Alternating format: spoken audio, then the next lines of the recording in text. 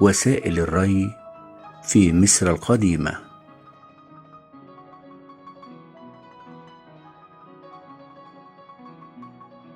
اعتمدت الزراعة في مصر القديمة على نظم ري متقدمة، وتعددت الأدوات المستخدمة في الري، ولكل منها استخدامه حسب ارتفاع أو انخفاض منسوب المياه. وأدوات الري تتمثل في الشادوف، الطنبور، القنوات والترع، السواقي. فقد كان يعتمد نظام الري في مصر على ري الحياض، وهو نظام يعتمد على الفيضان السنوي للنيل.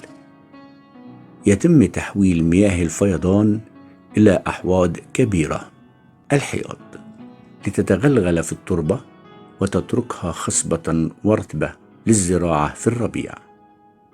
الشادوف أداة لرفع المياه، تتكون من عمود طويل به دلو ووزن موازن، سمح للمزارعين برفع المياه من النيل أو الترع لري الحقول المرتفعة، مما أمكنهم من زراعة محاصيلهم خلال الصيف. القنوات والترع، فقد حفر المصريون القدماء قنوات وترع لتوجيه المياه من النيل إلى الحقول.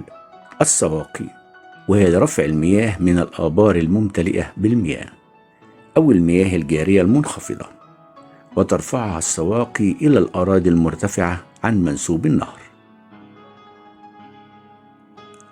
الطنبور، وهو آلة حلزونية مصنوعة من الخشب أو الحديد المجلفن، وتستخدم لرفع المياه من الأماكن المنخفضة إلى الأراضي الزراعية الأعلى ارتفاعاً، ويقتصر على الرفع الذي لا يتجاوز متراً واحداً.